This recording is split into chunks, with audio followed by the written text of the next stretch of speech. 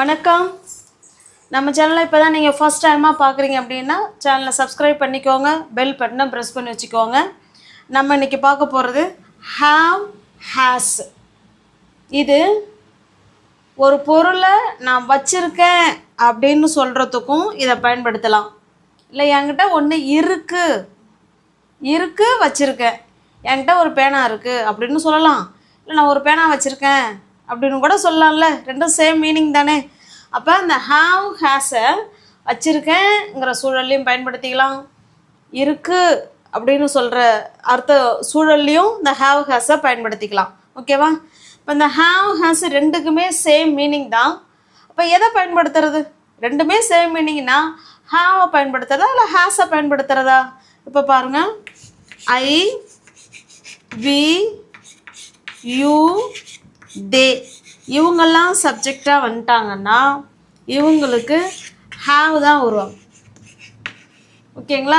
I have என்கிட்ட இருக்குது, இல்லைன்னா நான் வச்சுருக்கேன். வி ஹாவ் என்கிட்ட இருக்குது, இல்லை நான் வச்சுருக்கேன், அந்த மாதிரி அர்த்தம். ஓகேங்களா? ஐ, வி, யூ, தேக்கு தான் ஹாவ் வருவாங்க. ஹேஸ் யாராருக்கு வருவாங்கன்னு பார்த்தீங்கன்னா ஹீ, ஷீ, இட்டு, எனி நேம் வந்தாங்கன்னா அவங்களுக்கு ஹேஸ் வருவாங்க. நல்லா பார்த்துக்கோங்க.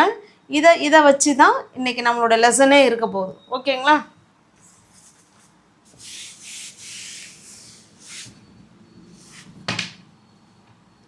இந்த ஹாவ் ஹேஸுக்கு முன்னாடி ஹாவோ அல்லது ஹேஸோ சப்ஜெக்டை பொறுத்து நமக்கு ஹாவ் வருமா ஹேஸ் வருமா அப்படின்னு முடிவு பண்ண போகிறோம். அதுக்கு முன்னாடி இஃப்ங்கிற வார்த்தையை ஆட் பண்ணிக்க போகிறோம். என்ன ஆட் பண்ணிக்க போகிறோம்? இஃப். அதுக்கப்புறம் எனி சப்ஜெக்டை பொறுத்து ஹாவா அல்லது ஹேஸா அப்படிங்கிறது மாறப்போகுது. ஓகேவா? இப்போ நான் ஒரு சென்டென்ஸ் எழுதுகிறேன் பாருங்களேன். உனக்கு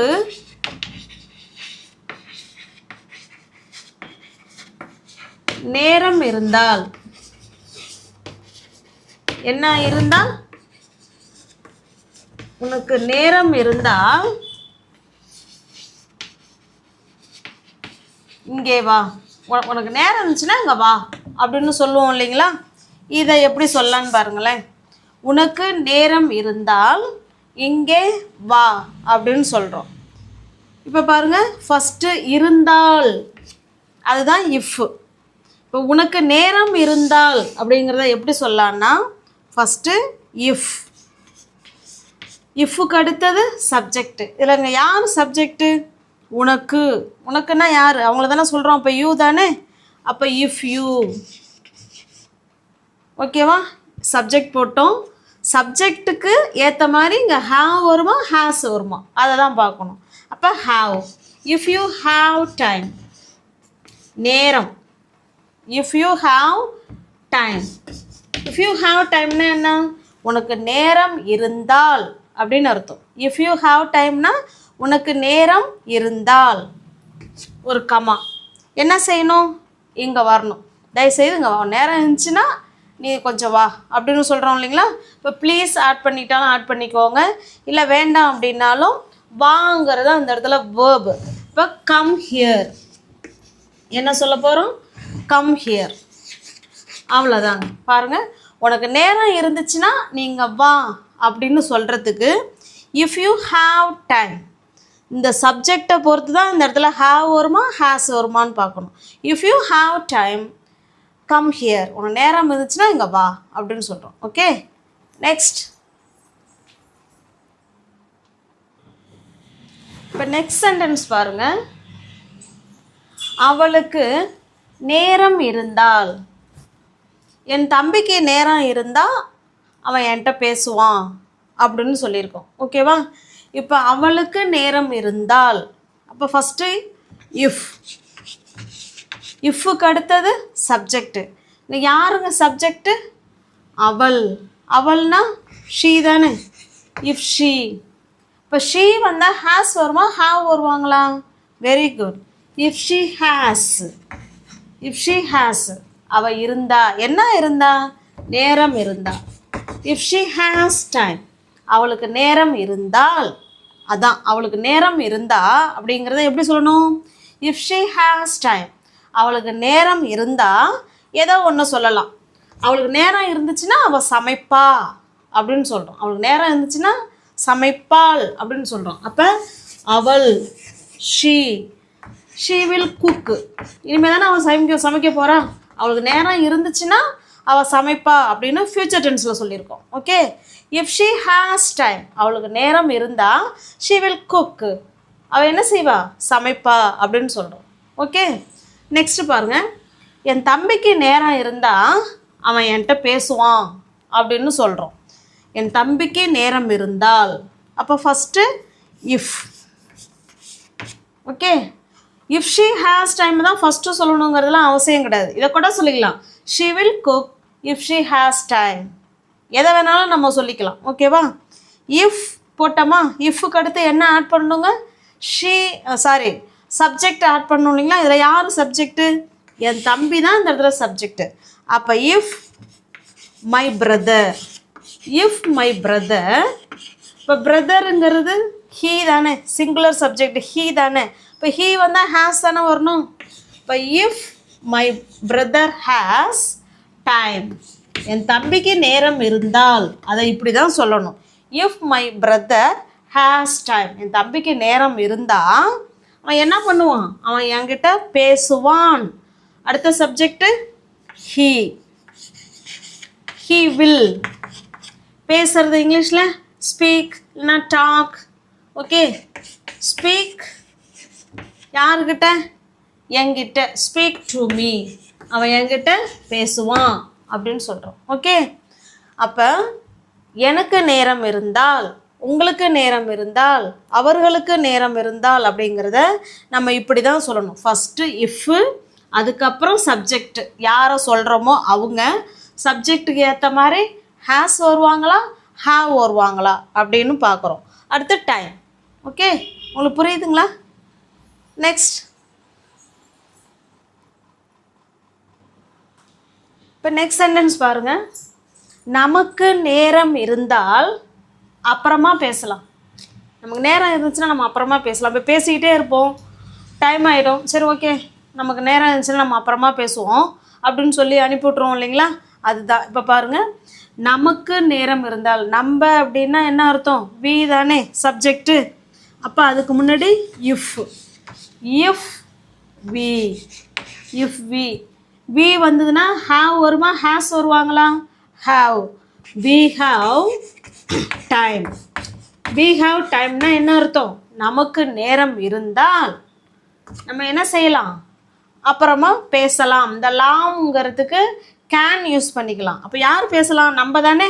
திரும்பவும் வி கேன் டாக், இன்னும் ஸ்பீக். வி கேன் டாக், அப்புறம் லேட்டர். ஓகே, அவ்வளோதான். பாருங்கள், இஃப் வி ஹாவ் டைம், நமக்கு நேரம் இருந்தால், we can speak, we can talk later, நம்ம அப்புறமா பேசலாம் அப்படின்னு சொல்கிறோம். Okay, got it. Next sentence பாருங்கள். மாலாவுக்கு நேரம் இருந்தால் அவனை கூப்பிடுவா. அவளுக்கு நேரம் இருந்துச்சுன்னா அவள் கூப்பிடுவா, கால் பண்ணுவா அப்படின்னு சொல்கிறோம். இப்போ மாலாவுக்கு நேரம் இருந்தால் அப்படின்னு சொல்லணும். எப்படி சொல்லலாம், இஃப் மாலா, கேபிட்டல் லெட்டர் போடணும், நேம் வந்திருக்கு. இஃப் மாலாங்கிறது ஷீ தானே, அப்போ has. If Mala has time, மாலாவுக்கு நேரம் இருந்தால் அவ கால் பண்ணுவான். ஷீ வில் கால், யாருக்கு, அவனுக்கு. கால் ஹிம், அவனை கூப்பிடுவான் அப்படின்னு சொல்கிறோம். ஓகே, அப்போ ஒரு நேரம் இருந்தால், அவங்களுக்கு நேரம் இருந்தால், நமக்கு நேரம் இருந்தால் சொல்லணும்னா நம்ம இப்படி தான் சொல்லணும். ஓகே, இது புரிஞ்சுதுங்களா? நெக்ஸ்ட் போகலாமா?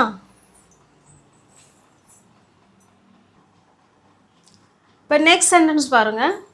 உனக்கு நேரம் இருக்கும் பொழுது என்னை வந்து பாரு அப்படின்னு சொல்கிறோம். இப்போ இது வரைக்கும் பார்த்தது நேரம் இருந்தால் அந்த ஆல் சவுண்டுக்கு இஃப் சொன்னோம். இப்போ என்ன சொல்கிறோம், பொழுது. உனக்கு நேரம் இருக்கும் பொழுது அப்போ பொழுது அப்படின்னா அந்த இஃப்க்கு பதிலாக நம்ம என்ன ஆட் பண்ணிக்கணும், வென். அவ்வளோதாங்க. மற்ற எல்லா ஸ்ட்ரக்சரும் அதே தான். இன்றைக்கி அந்த ஹாவ் டைமுக்கு வென் யூஸ் பண்ணிக்கலாம், இஃப்பும் யூஸ் பண்ணிக்கலாம். ஆல் சவுண்டில் சொல்லணுன்னா இஃப் யூஸ் பண்ணிக்கோங்க. பொழுது சவுண்டில் நம்ம சொல்கிறோம் அப்படின்னா வென் யூஸ் பண்ணிக்கலாம். ஓகே, உனக்கு நேரம் இருக்கும் பொழுது அப்படின்னு சொல்லணும்னா வென். வென்னுக்கு அடுத்தது சப்ஜெக்ட் யார், உனக்கு, யூ. வென் யூக்கு அடுத்தது have. When you have time, உனக்கு நேரம் இருக்கும் பொழுது. இதே உனக்கு நேரம் இருந்தால் அப்படின்னு சொல்லணும்னா எப்படி சொல்லுவோம், இஃப் யூ. அவ்வளோதாங்க, இஃப் யூ ஹாவ் டைம். இப்போ ரெண்டுக்கும் உங்களுக்கு டிஃப்ரென்ஸ் தெரியுதுங்களா? வென் யூ ஹாவ் டைம் அப்படின்னா உனக்கு நேரம் இருக்கும் பொழுது அப்படின்னு அர்த்தம். இஃப் யூ ஹாவ் டைம்னா உனக்கு நேரம் இருந்தால் அப்படின்னு அர்த்தம். ஓகே, இப்போ நம்ம இப்போ பார்த்துட்டோம். இப்போ வென் வச்சு பார்க்கலாம். உனக்கு நேரம் இருக்கும் பொழுது என்னை வந்து பாரு, உனக்கு நேரம் இருக்கும் பொழுது என்னை வந்து பாரு அப்படின்னு சொல்கிறோம். ஓகே, கம் வந்து பாரு. கம் அண்டு சி, யார, என்ன. கம் அண்ட் சி மீ, என்னை வந்து பாரு அப்படின்னு சொல்கிறோம். Okay, when you have time come and C me, உனக்கு நேரம் இருக்கும் பொழுது என்னை வந்து பாரு. ஓகே, நெக்ஸ்ட் பார்க்கலாமா?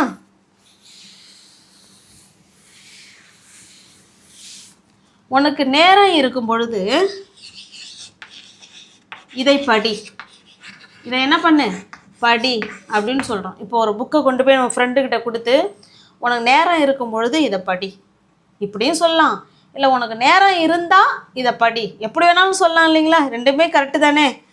அப்படி சொன்னீங்கன்னா இஃப் வச்சு சொல்லுங்கள், இல்லை வென் வச்சு வேணாலும் சொல்லிக்கலாம். ஓகே, இப்போ உனக்கு நேரம் இருக்கும் பொழுது இதை படி அப்படின்னு சொல்கிறோம். அப்போ வென் யூ ஹாவ் டைம், உனக்கு நேரம் இருக்கும் பொழுது எதை படின்னு சொல்கிறோம், எதையோ ஒன்று படின்னு சொல்கிறோம். அப்படி தானே? When you have time read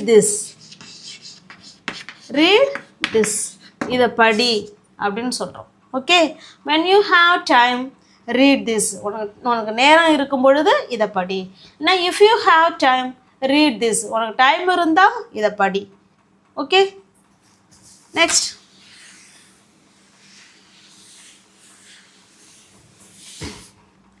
உனக்கு நேரம் இருக்கும் பொழுது என்ன சொல்லலாம், உனக்கு நேரம் இருக்கும் பொழுது நீ மார்க்கெட்டுக்கு போ, இல்லைனா உனக்கு நேரம் இருக்கும் பொழுது விளையாடு, இல்லைனா உனக்கு எப்போல்லாம் நேரம் கிடைக்குதோ அப்போ தூங்கு. உனக்கு நேரம் இருக்கும் பொழுது நீ தூங்கு அப்படின்னு சொல்கிறோம். நீனு தூங்கு அப்படின்னு சொல்ல போகிறோம். ஓகே, இப்போ பாருங்கள், when you have time, when you have time, உனக்கு நேரம் இருக்கும் பொழுது நீ தூங்கு. you sleep. ஓகே, இதே உனக்கு நேரம் இருக்கும் பொழுது அவன் கடைக்கு போவான், அவனுக்கு நேரம் இருக்கும் பொழுது அவன் கடைக்கு போவான் அப்படின்னு சொல்ல போகிறோம். இந்த இடத்துல யாரை மாற்ற போகிறோம், அவனுக்கு நேரம் இருக்கும் பொழுது அவன் எங்கே போவான், கடைக்கு போவான்னு சொல்கிறோம். இப்போ அவங்க வந்து கடை கூட வச்சுருக்கலாம், என்ன அவன் இங்கே இருக்கிறான், இல்லை அவன் வேறு ஒர்க் பண்ணிகிட்டு இருக்கான், நேரம் இருக்கும் பொழுதெல்லாம் அவன் எங்கே போவான், கடைக்கு போவான் அப்படின்னு சொல்கிறோம். அப்போ பாருங்கள், இந்த இடத்துல சப்ஜெக்ட் மட்டும்தான் மாற போகுது. வென் ஹீ, இப்போ ஹீ வந்ததுன்னா ஹேஸ் மாறணும்ல. வென் ஹீ ஹேஸ் டைம், அவனுக்கு நேரம் இருக்கும் பொழுது அவன் எங்கே போவான், கடைக்கு போவான். He will go to the shop, அவன் நேரம் இருக்கும் பொழுது அவன் கடைக்கு போவான் அப்படின்னு சொல்கிறோம். Okay, when he has time he will go to the shop, அவன் நேரம் இருக்கும் பொழுது அவன் கடைக்கு போவான் அப்படின்னு சொல்கிறோம். ஓகே, இப்போ நம்ம இன்றைக்கி பார்த்தது 2 பார்த்துருக்கோம், திரும்ப ரீகால் பண்ணிக்கலாம். ஜஸ்ட் ரிமெம்பர் தட் இஃப், அது கூட சப்ஜெக்ட்டுக்கு ஏற்ற மாதிரி ஹாவோ அல்லது ஹேஸோ. ஓகே, இன்னொன்று என்ன பார்த்தோம்? அதே வென், இஃப்க்கு பதிலாக வென், சேம் அதே தான். சப்ஜெக்ட்டுக்கு ஏற்ற மாதிரி ஹாவோ அல்லது ஹேஸோ. ஓகே, உங்களுக்கு புரியுதுங்களா? இப்போ உங்களுக்கான கொஸ்டின் ஹோம்ஒர்க் வீட்டு பாடம் என்ன அப்படின்னு பார்த்தீங்கன்னா, உங்களுக்கு நேரம் இருந்தால், அப்போ ரெண்டுமே ஆட் பண்ணுற மாதிரி உங்களுக்கு சொல்கிறேன். உங்களுக்கு நேரம் இருந்தால் என்ன சொல்ல போகிறேன்? உங்களுக்கு நேரம் இருந்தால் உங்கள் வீட்டை க்ளீன் பண்ணுங்கள், சுத்தம் பண்ணுங்கள். உங்களுக்கு நேரம் இருந்துச்சுன்னா சுத்தம் இது இன்னும் இந்த இது வேணாம். உங்களுக்கு நேரம் இருந்தால் உங்கள் சொந்த ஊருக்கு போங்க அப்படின்னு சொல்கிறோம். இன்னொன்று பாருங்கள், உங்களுக்கு நேரம் இருக்கும் பொழுது நீங்கள் உங்கள் ஊருக்கு போங்க அப்படின்னு சொல்கிறோம். ஓகே, புரியுதுங்களா? இல்லை ரொம்ப இது கஷ்டமாக இருக்குது அப்படின்னா ஒரு ஈஸியான சென்டென்ஸ் எடுத்துக்கலாம். உங்களுக்கு நேரம் இருந்தால் நீங்கள் சமைங்க, உங்களுக்கு நேரம் இருக்கும் பொழுது நீங்கள் சமைங்க அப்படின்னு சொல்கிறோம். ஓகே, இது ரெண்டில் நீங்கள் எதை வேணாலும் சூஸ் பண்ணிக்கோங்க. எது உங்களுக்கு ஈஸியாக இருக்கோ அதை கமெண்ட் பாக்ஸில் கமெண்ட் பண்ணுங்கள். இல்லை கஷ்டமாக இருந்தாலும் பரவாயில்ல, ரெண்டுமே ட்ரை பண்ணுங்கள். நான் உங்களுக்கு ஆன்சரை பார்க்குறேன். ஓகே, நம்ம சேனலை இப்போ தான் நீங்கள் ஃபர்ஸ்ட் டைமாக பார்க்குறீங்க அப்படின்னா சேனலை சப்ஸ்கிரைப் பண்ணிக்கோங்க, பெல் பட்டனை ப்ரெஸ் பண்ணி வச்சுக்கோங்க. அப்போ தான் நான் வீடியோ போட்ட உடனே உங்களை தேடி வரும். நம்ம சேனலில் பிடிச்சிருக்கு அப்படின்னா லைக் பண்ணுங்கள், கமெண்ட் பண்ணுங்கள், தெரிஞ்ச உங்களோட ஃப்ரெண்ட்ஸ் அண்ட் ஃபேமிலிக்கு ஷேர் பண்ணுங்கள். தேங்க்யூ.